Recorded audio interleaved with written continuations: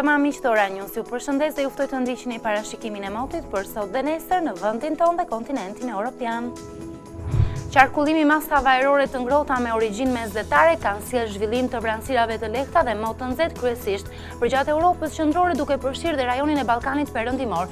Gjithashtu në të njëjtat kushte atmosferike me vranësira të lehta kalimtare më të kthjellët, por sërish me më të ftohtë do të dominohet Europa Veriore dhe Europa Lindore. Mbetemi në kushte të paqëndrueshme atmosferike me kalime vranësirash të larta të cilat do të gjenerojnë oreshje shiu, kryesisht përgjatë Europës Perëndimore.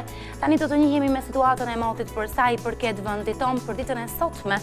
Sipas Metoal, territori shqiptar do të vijojë të mbetet në kushte të qëndrueshme atmosferike.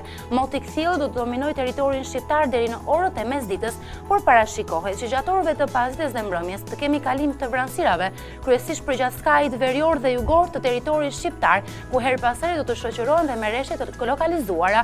Për sa i përket temperaturave të ajrit, do të pësojë një zbritje të ndjeshme gjatë mëngjesit dhe mesditës, duke u luhatur në dy vlerat ekstremale ditore, -2 gradë Celsius mëngjesi dhe 18 gradë Celsius mesdita.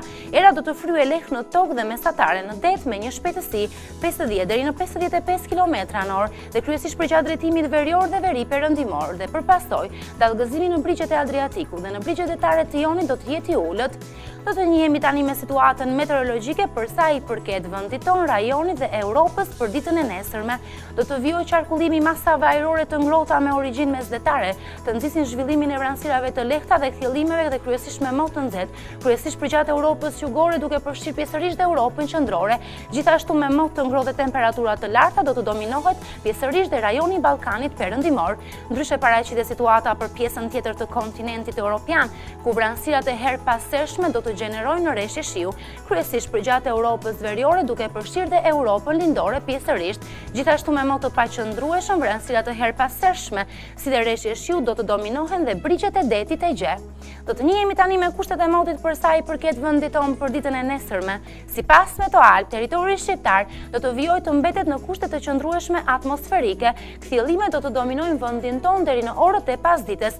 Parashikohet që gjatë orëve të mbrëmjes të kemi zhvillim të vranësirave, të cilat do të jenë të lokalizuara përgjatë kufirit lindor të territorit shqiptar, por nuk do të krijohet mundësia reshjeve të shiut. Për sa i përket temperaturave të ajrit, do të pësojnë sërish një ulje gjatë mëngjesit dhe mesditës, duke u luhatur në dy ekstremitete ditore, -4 gradë Celsius mëngjesi dhe 17 gradë Celsius mesdita.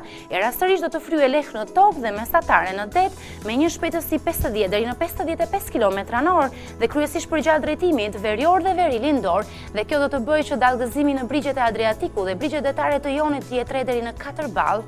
Do të njihemi tani me vlerat minimale dhe maksimale në qytetet kryesore të vendit, rajonit dhe Europës. Ndjekim tabelat me vlerat minimale dhe maksimale.